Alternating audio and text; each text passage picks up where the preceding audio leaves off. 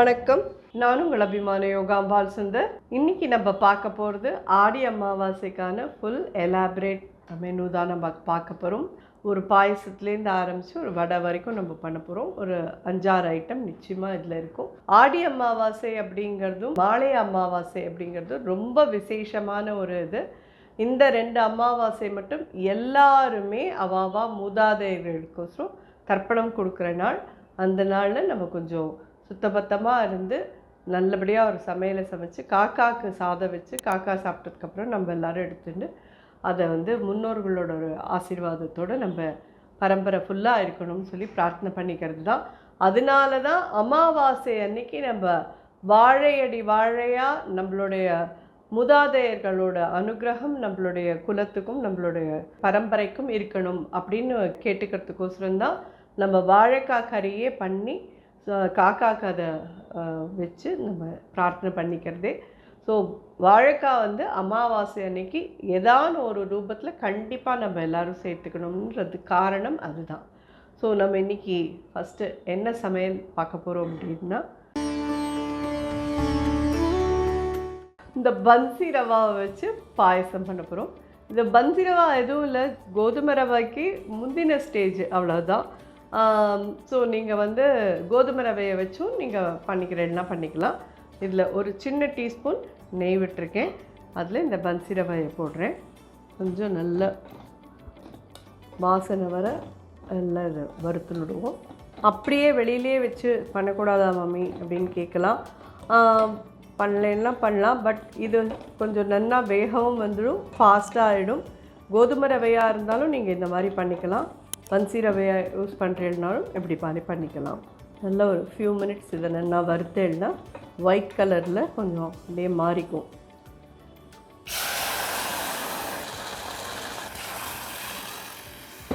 இந்த கப்பால் 3/4 கப்பு கிட்ட நான் பன்சி ரவை எடுத்துருந்தேன். ஸோ இதால் நமக்கு 1.5 கப் கிட்டக்க தண்ணி விட்டுருக்கேன். 1.5 இல்லை 2 விட்டுருங்கோ. நல்லா 2 விசில் வரட்டும். வெந்ததுக்கு அப்புறமா இதோட பாலையும் சேர்த்து விட்டு பண்ணணும் இதை. ஸோ இப்போ இதுக்கு ஒரு கொதி வந்துட்டு நம்ம மூடிடலாம். மீடியம் ஹையில் வைக்கிறேன். ஒரு 2லேருந்து 3 விசில் வேணாலும் வாங்கிடுங்கோ. அதுக்கப்புறம் ப்ரெஷர் இறங்கின அப்புறம் இதோட கூட பாலையும் விட்டு நல்லா கொதிக்க விட்டு பண்ணலாம். சைமல்டேனியஸ்லி நம்ம வெல்லத்தை கொதிக்க விட்டு ஆற வச்சிடலாம் இப்போ. ஸோ அந்த பன்சி ரவாவை வேக விட்டுறதுக்கோசரம் உள்ள அடுப்பில் கொடுத்துருக்கேன். ஸோ அதுக்குள்ளே நம்ம வெல்லத்தை நல்லா கரைச்சி எடுத்துக்கலாம். 3/4 கப்பு அப்படிங்கிறதே நம்ம 1.5 கப் கிட்டக்க நம்ம வெல்லம் எடுத்துக்கலாம். இந்த வெல்லம் நல்லா கரைஞ்சி கொஞ்சம் பாகு மாதிரி ஆக விட்டுடலாம். ஏன்னா நம்ம இது நல்லா ஆறின அப்புறமா அதை பாலோடு சேர்ந்து நம்ம விடுறதே, ஒன்று பால் சூடாக இருக்கணும், இல்லைன்னா வெல்லம் சூடாக இருக்கணும். அந்த இதில் பால் சுட சுட இருக்கிறதே நம்ம வெல்லத்தை நல்லா ஆற விட்டுடலாம் கொதிக்க விட்டு. வெல்லம் பார்த்திங்கன்னா நல்லா கொதித்து கரைஞ்சி பச்சை வாசனை போக நல்லா ஒரு 5 to 7 மினிட்ஸ் இந்த மாதிரி கொதிக்க விட்டு எடுத்து வச்சுருக்கோம். எப்படி நம்ம பாயசத்தில் விடுறதே வடிகட்டி தான் விட போகிறோம். நல்லா கொதித்து கரையட்டும். இது அப்படியே திக்காக எடுத்துன்னு வச்சுக்கோங்க. பாயசத்தில் விட்டதும் அப்படியே டக்குன்னு ரெடி ஆகிடும். இந்த பாலும் சூடாக இருந்து இதுவும் சூடாக இருந்ததுன்னா தெரிஞ்சு போகிறதுக்கு சான்ஸ் இருக்குது. அதனால தான் நம்ம முன்னாடி இதை பண்ணி எடுத்து வச்சுருக்கோம். இது நல்லா ஆறட்டும். பாயசமும் நல்லா அந்த பன்சி ரவாவும் நல்ல விசில் வந்தாச்சு, அணைச்சாச்சு. அதை ப்ரெஷர் இறங்கின அப்புறமா நம்ம அதை பார்க்கலாம்.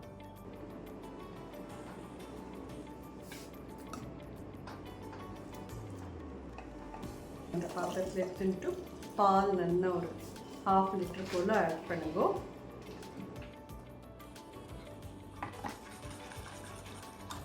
இந்த பாலோடு சேர்ந்து நல்லா ஒரு 10-15 நிமிஷம் இது கொதிக்கட்டும். நல்லா கொதிச்சதுக்கப்புறமா நம்ம இறக்கி வச்சுட்டு அதுக்கப்புறமா நம்ம வெள்ளைப்பாகு அதில் விடலாம். இது இன்னும் கொதிக்க ஆரம்பிக்கலை. பால் விட்டதுக்கப்புறமா இது டோட்டலாக 1 லிட்டர் பால் இல்லை 1/2 லிட்டர் போல் விட்டுட்டேன். உங்களுக்கு கெட்டியாகிடுதுன்னு தோணிச்சுன்னா இன்னொரு ஒரு 1/2 லிட்டரே விட்டுக்கோங்க, சரியாக இருக்கும். இது பார்த்தீங்கன்னா தெரியுறதா, இது கெட்டியாகிடுது உங்களுக்கு. ஸோ இது இன்னும் ஒரு 10 நிமிஷம் கொதிக்கிறதுனா இன்னும் ரொம்ப கெட்டியாகிடும். கொஞ்சம் கொதிச்சதுக்கப்புறம் நம்ம அந்த பாலையும் விட்டுக்கலாம். இந்த 3/4 கப்பு தான் நம்ம எடுத்தோம் அந்த பன்சி ரவா. அதுக்கே இவ்வளோ பாயசம் வருது. இந்த அடுக்கால் இவ்வளோ வரும். நிச்சயமாக ஒரு அடுக்கு வரும். இது 1.5 லிட்டர் அடுக்கு. இது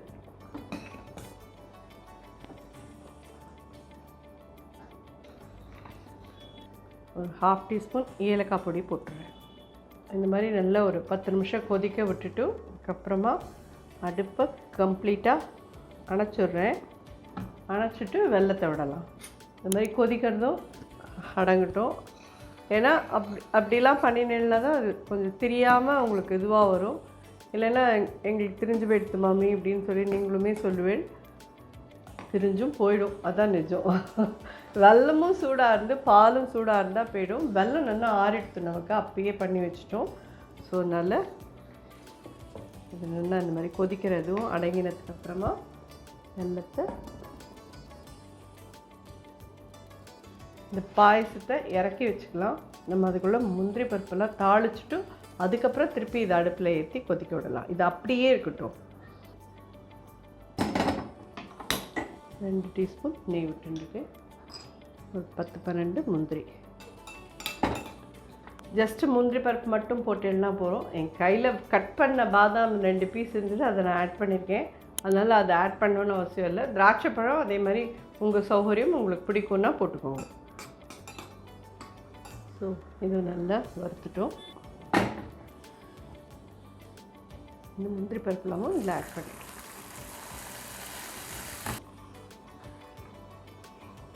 அடுப்பை வச்சுருக்கேன் திருப்பியும். ஏன்னா அது எல்லாத்தையுமே விட்டு அப்படியே கூல் டவுன் கொடுத்தேன்னா அது கெட்டு போகாது. கண்டிப்பாக நல்லா வரும். நிச்சயமாக கவலைப்படாமல் தைரியமாக பண்ணுங்க. ரெண்டுமே சூடாக வச்சுக்காதீங்க. வெல்லத்தை முன்னாடியே நல்லா பாகு மாதிரி ஆக்கி கொதிக்க விட்டு பச்சை வாசனை போக சைடில் எடுத்து வச்சு ஆற விட்டுடுங்க. பாயசத்தை தனியாக பண்ணிவிட்டு ரெண்டுத்தையும் இது மாதிரி விட்டுட்டு அடுப்பை அணைச்சிட்டு சைடில் வச்சுட்டு தாளிச்செல்லாம் கொட்டிட்டு கொண்டாக்கி வச்சு கொதிக்க விட்டுன்னா சரியாக இருக்கும். தயாராகிடுச்சு பாயசம். அடுப்பை அணைச்சிடுறேன். நல்ல ஜோரான பன்சி ரவா பாயசம் தயார். கண்டிப்பாக எல்லோரும் இந்த ஆடி அமாவாசைக்கு ட்ரை பண்ணி பாருங்க. சுவாமிக்கு நிவேத்தியம் பண்ணி காக்காக்கு சாதம் வச்சுட்டு நீங்கள் எல்லோரும் எடுத்துக்கோங்க. ஹோப் இது நிச்சயமாக உங்கள் எல்லாருக்கும் பிடிக்கும். பன்சி ரவா எங்கள்கிட்ட இல்லை, நாங்கள் என்ன பண்ணுறோம் கோதுமை ரவையில் பண்ணிக்கோங்க. கோதுமை ரவையிலும் இது மாதிரி வெல்லம் போட்டு பண்ணலாம், நல்லாவே இருக்கும். கண்டிப்பாக ட்ரை பண்ணுவோம். அடுத்த ஐட்டம் பார்க்கலாம். வாழைக்காய் கறிக்கு வாழைக்காய் பண்ணியிருக்கேன். ஜஸ்ட்டு உப்பு, கொஞ்சம் சின்ன கோலி குண்டு சைஸ் புளியை ஒரு தடவை கரைச்சி இதில் விட்டுருக்கேன். கொஞ்சம் கடுக்காமல் இருக்கணுன்றதுக்கோசரம் நல்லா வேக விட்டு எடுத்தாச்சு. வேக விட்டதுக்கப்புறம் நல்லா டேப் வாட்டரில் அலசிடுங்க. இதில் ஒரு குழக்குழப்பு இருந்துக்கும். அது இருந்தாலே கறி மூட்டை கட்டின மாதிரி ஆகும். அது இல்லாத இருக்கணும்னா டேப் வாட்டரில் நல்லா வெந்த வாழைக்காயை அலசிடுங்க. அதுக்கப்புறமா நீங்கள் இந்த மாதிரி கறி பண்ணினா சரியாக இருக்கும். இதுக்கான பொடிக்கு இந்த ஸ்பூனால் 2 ஸ்பூன் தனியாக எடுத்துருக்கேன், 1 ஸ்பூன் கடலைப்பருப்பு எடுத்துருக்கேன், 4 மிளகாத்தூள் எடுத்துருக்கேன், ஒரு 1/2 டீஸ்பூன் மிளகு எடுத்துருக்கேன். ஸோ இது சரியாக இருக்கும். காரம் ரொம்ப இருக்காது, ஏன்னா தேங்காய் வேறு போட போகிறோம். ஸோ இதுக்கு மேலே உங்களுக்கு காரம் வேணும்னா நீங்கள் கொஞ்சம் மிளகாத்தூள், நான் இதுலேயே வறுத்துட்டு 1 எடுத்துருவேன். எனக்கு தெரிஞ்சு இந்த 3 மிளகாத்தூள் போகிறோம். நான் வறுத்துட்டு 1 எடுத்துருவேன். வேணுங்கிறவா இன்னும் 2 மிளகாத்தூள் வச்சு நீங்கள் பொடி பண்ணிக்கோங்க. இதை வறுத்துக்கலாம். ஜஸ்ட் ஒரு 6 கருவேப்பிலையும் இதில் போடுறேன். இதுலேயே நீங்கள் உங்களுக்கு இந்த வாழைக்காய் கறி நல்லா கிறிஸ்பாக ஒரு இதுவாக வேணும்னா இன்னும் ஒரு 1/2 ஸ்பூன் அரிசியும் வச்சுட்டு பெருங்காய கட்டியும் போட்டு நல்லா வறுத்துட்டு பொடி பண்ணி போட்டுக்கிறேன். எல்லாம் போட்டுக்கோங்க. நான் இதில் அரிசி யூஸ் பண்ணலை. ஸோ ஏன்னா எங்களுக்கு கிறிஸ்பாக வேணும்னு அவசியம் கிடையாது. அதனால் அப்படியே பண்ணிக்கலாம். நல்ல கிறிஸ்பியாக வேணும் உங்களுக்கு, நல்லா எண்ணெயை விட்டு இதை கிறிஸ்பாக ஆக்க போகிறேன் அப்படின்னு சொன்னால் அரிசி 1/2 ஸ்பூன் வச்சு அதையும் பவுடர் பண்ணி போட்டேன்னா நல்லாயிருக்கும். ட்ரையாக தான் ரோஸ்ட் பண்ணுறேன், எண்ணெய் எதுவுமே விடலை இதில். இது மாதிரி இதுக்கு 1 2 3 4 டீஸ்பூன் கிட்ட தான் போட்டுருக்கேன் தேங்காய். டீஸ்பூன் தான், ஜாஸ்தி இல்லை. அடுப்பை அணைச்சிக்கிறேன். பார்த்தீங்கன்னா வறுத்து எடுத்துட்டோம். இதை பவுடர் பண்ணி எடுத்துன்னு கறியில் போட்டு பண்ணிக்கலாம். ஸோ இதில் தேங்காய் எண்ணெய் விட்டுக்கலாம். ஒரு 4 டீஸ்பூன் கிட்டே விட்டுருக்கேன். 1/4 டீஸ்பூன் கடுகு, 1 டீஸ்பூன் உளுத்தம்பருப்பு, ஒரு 1/2 டீஸ்பூன் பெருங்காய பொடி, ஒரு 6 கறிவேப்பிலை.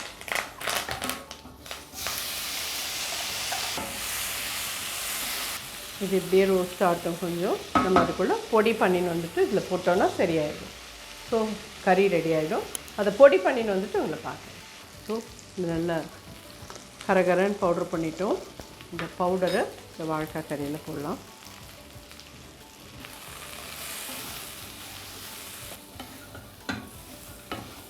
ஸோ ஜோரான வாழைக்காய் பொடி போட்ட கறி தயாராகிடுது. ஸோ இதை எடுத்து வச்சுக்கலாம். அடுத்த ஐட்டம் பார்க்கலாம்.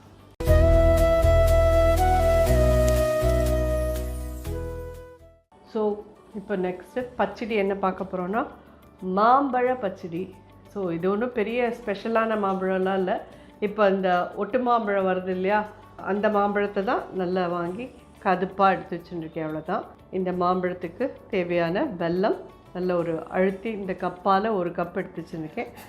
கிராம்ஸால் உங்களுக்கு வேணும்னா இது வந்து ஒரு 100 கிராம்ஸ் கிட்டக்க எடுத்துக்கோங்க. நாட்டு சக்கரை ஆறு வெள்ளை பொடி எது எடுத்துருந்தாலும் ஓகே. வெல்லம் நல்லா கொஞ்சம் கரைஞ்சிட்டும் அப்புறம் மாம்பழத்தை போடலாம். நம்ம ஆக்சுவலி மாம்பழமே நல்லா மசிஞ்சு போயிடும், அதனால எந்த கவலையும் வேண்டாம் உங்களுக்கு. ஸோ அப்படியே அது துண்டு துண்டமாக இருந்தாலும் அது தொட்டுன்னு சாப்பிட்றதுக்கு ரொம்ப ரொம்ப நல்லாயிருக்கும். ஏதானு ஒரு ஸ்வீட் பச்சடி இருக்கணும். இதில் வெல்லம் மண்ணெல்லாம் இருக்காது. இது நல்லா கரைஞ்சிட்டு இந்த ஸ்டேஜில் மாம்பழத்தையும் இதில் போடலாம். 2 மினிட்ஸ் நல்லா ஒரு 5 மினிட்ஸ் கிட்டக்க மீடியம் ஹையில் வச்சு மாம்பழத்தோடு சேர்ந்து கொதிக்க விடுங்கோ. நல்லா கெட்டியாகிடும். அதுக்கப்புறமா நம்ம தாளித்து கொட்டினோன்னா இந்த பச்சடி தயார். கொஞ்சம் வேணுங்கிறவா ஏலக்காய் பொடி போட்டுக்கிறேன்னா போட்டுக்கோங்க இதில். ஸோ பச்சடி நல்லா மாம்பழம் எல்லாமும் வெந்துடுத்து இந்த ஸ்டேஜில் ஒரே ஒரு ஸ்பூன் அரிசி மாவு இதில் கரைச்சி விட்றேன். ஜஸ்ட் ஒரு சின்ன டீஸ்பூன் அரிசி மாவு திக்கனிங் கோசரம், அவ்வளோதான். இதுலேயும் ஒரு சின்ன பிஞ்ச் ஏலக்காய் பொடி போடுறேன். இந்த கரண்டியால் இந்த மாம்பழத்தெல்லாம் கொஞ்சம் மசிச்சு விடுங்க. ஸோ இதை இறக்கி வச்சுக்கலாம். ஜஸ்ட் ஒரு 1/2 டீஸ்பூன் எண்ணெய், ஒரு 1/4 டீஸ்பூன் கடுகு. அதுவுமே உங்களுக்கு நல்லா காரம் வேணும் அப்படிங்கிறவா இந்த எண்ணெயில் வந்து ஒரு 1/4 டீஸ்பூன் மிளகா அப்படி போட்டுக்கோங்க. நான் வெறும் ஒரு மிளகா வத்தல் மட்டும்தான் போட போகிறேன். காரம் வேணும் அந்த பச்சடியில் அப்படிங்கிறவா கொஞ்சம் 1/4 டீஸ்பூன் கிட்ட மிளகா அப்படி இந்த எண்ணெயில் போட்டு வறுத்துட்டு அதில் போட்டுருங்க. ஒரே ஒரு மிளகா வத்தல், கருவேப்பிலை.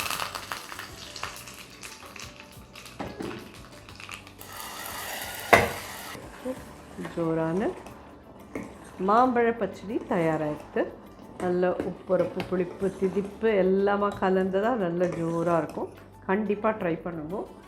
ஆடி அமாவாசைக்கு காக்காக்கு சாதம் வைக்கிறது இந்த மாம்பழ பச்சடியும் கண்டிப்பாக தயார் பண்ணி சாப்பிட்டு பார்த்துட்டு சொல்லுவோம் எப்படின்றது. அடுத்த ஐட்டம் பார்க்கலாம்.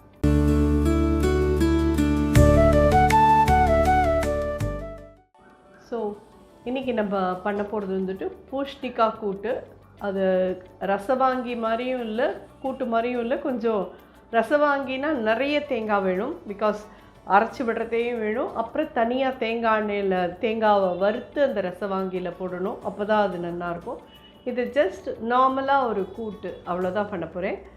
இதுக்கான வறுத்து அரைச்சி தான் விட போகிறேன். அது தனியாக பண்ணணும். இது வந்து கடலைப்பருப்பு அடியில் போட்டிருக்கேன். அது ஜஸ்ட்டு ஒரு 1/2 கிலோ பூசணிக்காய் தான் நான் எடுத்துட்டுருக்கேன். அதுக்கு வந்துட்டு ஒரு டேபிள் ஸ்பூன் கடலைப்பருப்பு போட்டிருக்கேன், அவ்வளோதான். நல்ல முத்த பூசணிக்காயாக எடுத்துக்கோங்க. இந்த மாதிரி தோல் சீவிட்டு கட் பண்ணி வச்சுக்கோங்க. ஒரு 1/2 டீஸ்பூன் பெருங்காய பொடி, ஒரு 1/4 டீஸ்பூன் மஞ்சள் பொடி, உப்பு ஒரு 1/2 டீஸ்பூன் போட்டு. இதெல்லாம் ரொம்ப தாங்காது. நல்லா நீங்கள் ஒரு 1/2 டீஸ்பூன் போடுங்க போகிறோம். இது நல்லா அப்படியே கொதித்து நல்லா குறையட்டும், நல்லா வெந்துடும். இது நம்ம மூடி போட்டு வேக விடலாம். புளி வந்து நம்ம அரைச்சி விடுறதே தான். இதில் கொஞ்சமாக கெட்டியாக புளி கரைச்சி விடணும். முன்னாடியே விட்டுட்டேன்னா இந்த பூசணிக்காய் ஃபுல்லாக ரொம்ப புளிச்சா மாதிரி போயிடும். அதனால் இது அப்படியே வேகட்டும், அதுக்கப்புறமா விடலாம் நம்ம புளியை. வேகட்டும் பார்க்கலாம். அதுக்குள்ளே அதுக்கு வேணுங்கிற மசாலா அரைச்சிக்கலாம். 1 2 ஒரு 3 டீஸ்பூன் கிட்டக்க போட்டுக்கோங்க தனியா, 1 டீஸ்பூன் உளுத்தம்பருப்பு, ஒரு 1/2 டீஸ்பூன் கடலைப்பருப்பு, ஒரு 1/4 டீஸ்பூன் மிளகு, ஒரு 1/4 டீஸ்பூனுக்கும் கம்மியாக வெந்தயம், கருவேப்பிலை ஒரு 6, 2 மிளகாத்தூள், 2 3 எடுத்துக்கோங்க. ஜாஸ்தி வேண்டாம், ஏன்னா பூசணிக்காயெலாம் ரொம்ப காரம் தாங்காது, சரியாக இருக்கும் இந்த அளவு. இதையும் ட்ரையாக ரோஸ்ட் பண்ணிக்கோங்க. தேங்காய் எண்ணெய் விட்டு ரோஸ்ட் பண்ணிக்கோங்க. தேங்காய் 1 2 3 டீஸ்பூன் போடுறேன். 3லேயும் 4 டீஸ்பூன் வச்சுக்கோங்க, ஜாஸ்தி வேண்டாம். ஏன்னா தேங்காய் நிறைய போட்டேன்னா கூட்டு ரொம்ப கெட்டியாக போயிடும். ஸோ நம்ம பருப்பு வேறு ஆட் பண்ண போகிறோம், அதனால் பார்த்து ஒரு 3 ஸ்பூன் 4 ஸ்பூன் கிட்ட வச்சுக்கோங்க, அதுக்கு மேலே வேண்டாம். நல்லா செவக்க வறுத்துடலாம். அன்றைக்கி பார்த்தீங்கன்னா நல்லா ட்ரையாக தேங்காய் இல்லாமல் நல்லா செவக்க வறுபட்டுருக்கு. இது ஒரு 3-4 நிமிஷமாக வறுத்துருக்கேன். இந்த மாதிரி ட்ரையாக வறுபட்டுட்டுனா போதும். தேங்காயில் இருக்கிற தண்ணியெலாம் போயிடணும். இந்த மாதிரி வறுத்துட்டு இதை நல்லா ஆற விட்டுட்டு தண்ணி விட்டு வேணாலும் நீங்கள் வெண்ணெய் மாதிரி அரைச்சி எடுத்து நீங்கள் அந்த கூட்டில் ஆட் பண்ணலாம். இது ஃபஸ்ட்டு நல்லா கம்ப்ளீட்டாக ஆறட்டும், தண்ணி விட்டு அரைச்சி விடலாம். அதுக்கப்புறம் பார்த்தீங்கன்னா பூசணிக்காய் வெந்து கம்மியாகிடுது. இந்த இதில் ஒரு சின்ன கோலி குண்டு இத்தினோண்டு புளிப்பு வரும். ரொம்ப போடாதீங்க, பூசணிக்காய்க்கு ரொம்ப புளிப்பு இருந்தால் நல்லா இருக்காது. புளிப்பே எல்லாமே இருக்க வேண்டான்றதுக்கோசரம் தான் இது. அவ்வளோதான். அதுலேயுமே நான் இவ்வளோ வச்சுட்டேன் பாருங்க, கம்மியாக இருந்தால் போதும். அதே மாதிரி நம்ம வறுத்தோம் இல்லையா, வறுத்ததெல்லாம் நல்லா பேஸ்ட் மாதிரி அரைச்சாச்சு. அதையும் இதில் ஆட் பண்ணிக்கிறேன். வேக வச்ச துவரம் பருப்பு நான் 1 கரண்டி 1.5 கரண்டி கிட்ட போடுறேன். வெந்த துவரம் பருப்பு நல்லா ஒரு 1.5 கரண்டி போடுங்க போதும். எல்லாமே சேர்ந்து நல்லா கொதிக்கட்டும். கருவேப்பிலை, கொத்தமல்லி. ஸோ கூட்டு நல்லா கொதிச்சுட்டு இறக்கி வச்சுருக்கோம். தேங்காய் எண்ணெய் விட்டுக்கலாம். ஒரு 1 டீஸ்பூன் கிட்டே விட்டுக்கோங்க. ஒரு 1/4 டீஸ்பூன் கடுகு போட்டுக்கோங்க. நல்லா ஜோராக ரெடி ஆகிடுது. உங்களுக்கு பார்த்தா தெரியும், நல்லா ஆறினா திக்காகிடும். அது ஒரு 7 மிளகாத்தூள் போடுறேன். உளுத்தம்பருப்பு வேணுங்கிறவா தாளித்து கொட்டிக்கோங்க. நான் வெறும் கடுகு மட்டும்தான் போடுவேன் எப்பயுமே. கடுகு தாளித்து கொட்டியாச்சு. ஜோரான பூசணிக்காய் கூட்டும் தயாராகிடுச்சு.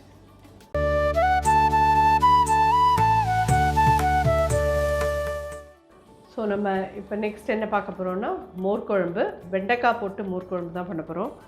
அதுக்கு ஒரு டேபிள் ஸ்பூன் கிட்டக்க தேங்காய் எண்ணெய் விட்டுருக்கேன். கடுகு ஒரு 1/4 டீஸ்பூன் போட்டுக்கோங்க போகிறோம். வெந்தயம் ஒரு 10-15 வெந்தயம் போட்டுக்கோங்க. மிளகாவத்தல் 1. வெண்டைக்காய் இந்த மாதிரி கட் பண்ணி வச்சுருக்கேன். வாஷ் பண்ணிவிட்டு தொடச்சிட்டு நல்லா இது மாதிரி பெருசாக கட் பண்ணிக்கோங்க. இதெல்லாம் தெரியாதவா இல்லை, புதுசாக பண்ணுற குழந்தைகளுக்கோசரம் சொல்கிறேன், அவ்வளோதான்.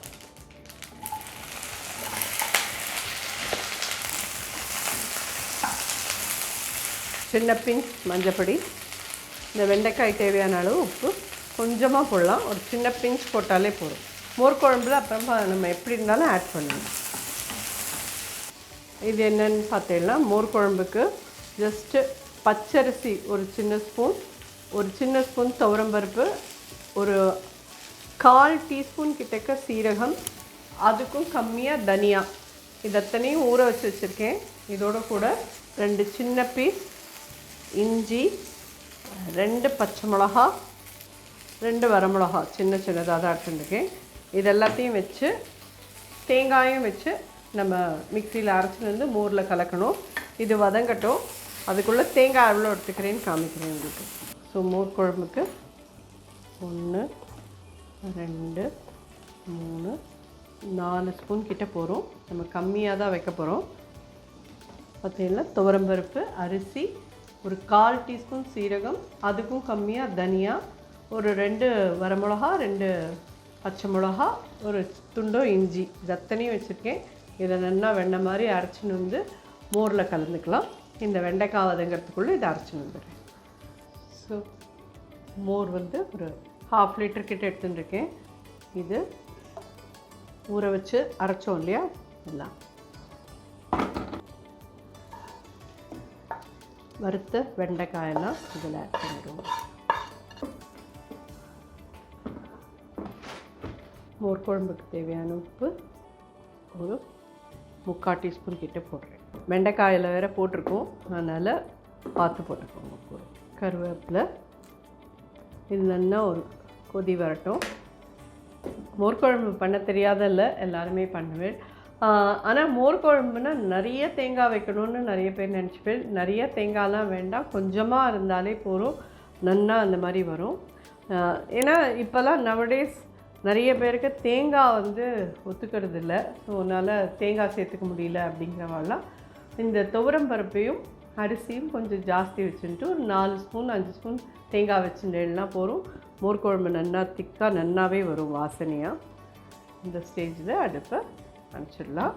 கொஞ்சம் கொத்தமல்லி போடுறேன். இதுவும் என்னுடைய ஒரு இது வாசனைக்கொசரம் நான் போடுவேன், தேவையில்லைங்கிறவா போடாதீங்கோ. ஜோரான மோர் குழம்பு தயார். நம்ம அடுத்ததாக கடைசியாக இன்னும் நிலக்கடலை சாதம் பார்க்கணும். ஸோ பார்த்துடலாம். நம்ம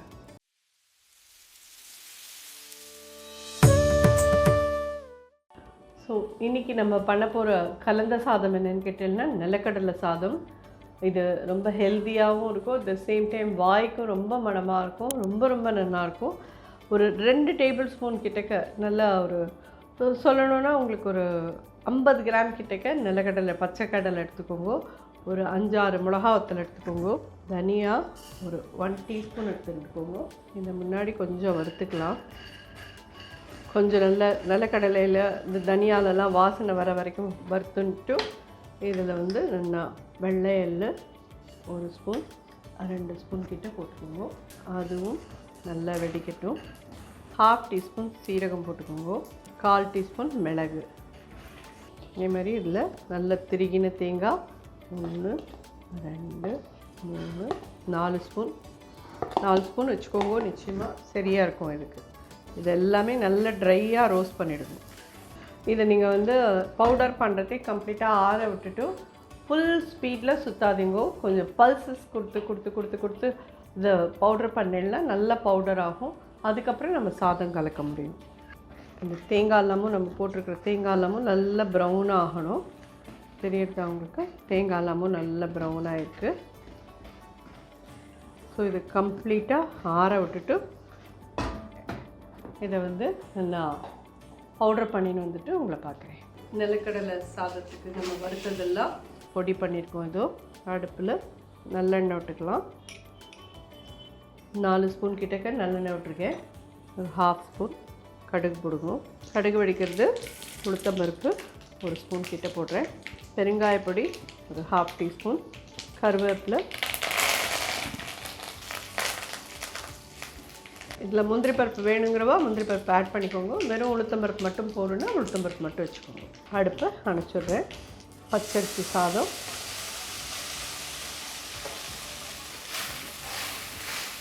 சாதத்துக்கு தேவையான உப்பு ஒரு 1/2 டீஸ்பூன். இந்த பொடி இதில் போட்டுடணும்.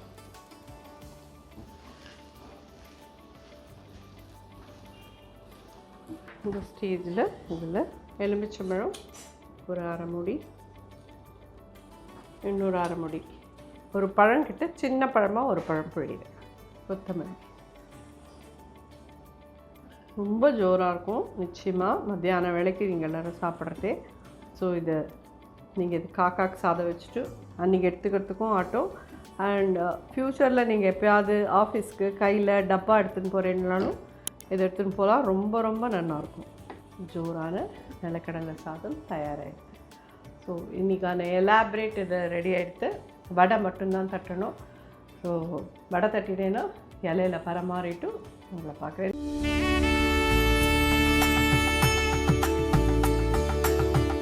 ஸோ உளுந்து வடைக்கு மிக்சியில் 2 பச்சை மிளகா போட்டிருக்கேன், 2 துண்டும் இஞ்சி போட்டிருக்கேன். உளுந்து ஊற வச்சது நல்லா 2-3 தடவை வாஷ் பண்ணிவிட்டு இதில் எடுத்துக்கோங்க. இதை நல்லா தண்ணி நிறையா விட வேண்டாம், ஆனால் கொஞ்சம் கொஞ்சமாக தெளித்து அரைச்சிக்கோங்க. பந்து மாதிரி அது வரும். உருண்டு தண்டு வந்ததுன்னா அதை நீங்கள் ஒரு தண்ணியில் எடுத்து போட்டு பாருங்க. அந்த வடை மாவு அப்படியே முதக்க ஆரம்பிக்கும். அதுதான் கரெக்டான இது. ஆனால் வந்து நிறைய பேருக்கு வடை தட்டை வரலன்னு இது பண்ணிட்டு இருக்கேன். யோகாம்பால்ஸில் வந்துட்டு ரெடிமேட் வடை மாவு, அதாவது உளுத்த வடை மாவு உங்களுக்கோசரம் நானும் ட்ரை பண்ணிட்டு இருக்கேன். நீங்கள் ஆற்றுல அதை மாவை வச்சு கலந்து நீங்களே வடை தட்டிக்கிற மாதிரி நான் ரெடி பண்ணிவிட்டு சொல்கிறேன். அம்பாள் அனுகிரகத்தில் அது நல்லபடியாக வரணும். ஏன்னா நீங்கள் எல்லோரும் வடை பண்ணணும், அதுதான் என்னுடைய ஒரு ஆசை. நான் மட்டும் வடை தட்டி உங்களுக்கு காமிச்சு பிரயோஜனம் இல்லை. ஸோ இந்த நாளில் அதையும் நான் தெரியப்படுத்திக்கிறேன். நல்லபடியாக அம்பாள் அனுகிரகத்தில் நான் ட்ரை பண்ணுறேன். அந்த வடை மாவு வந்து உங்களுக்கு விரைவில் அது யோகாம்பால்ஸில் கிடைக்கிற மாதிரி பண்ணணும்னு நான் ஆசைப்பட்றேன். நிச்சயமாக கிடைக்கும் அது உங்களுக்கு. இதை அரைச்சின்னு வந்துட்டு பார்க்குறேன். இந்த மாதிரி ஒரு ஹேண்ட்ஃபுல் தெளித்து இதை அரைச்சின்னு வரேன். அதுக்கப்புறமா வேணும்னா ஒரு ஹேண்ட்ஃபுல் தெளிச்சுக்கலாம். நிறைய விட்டுடாதீங்க, டம்ளர்லேருந்து கடகடன்னு நிறைய விட்டுறாதீங்க. உப்புமே இப்போ போட வேண்டாம், ஃபுல்லாக அரைச்சி முடிச்சதுக்கப்புறம் உப்பு நம்ம ஆட் பண்ணுவோம். வடை மாவில் கருவேப்பிலை போட்டிருக்கேன், நெய் ஒரு ஸ்பூன் விட்டுருக்கேன், ஒரு 1/2 டீஸ்பூன் பெருங்காய பொடி, ஒரு 1/2 டீஸ்பூன் உப்பு ரொம்ப வேண்டாம். ஏன்னா உளுத்த வடை வந்து ரொம்ப உப்பு இதாகாது. கை என்னென்ன நினச்சிட்டு இப்போ மிக்ஸ் பண்ணுங்க.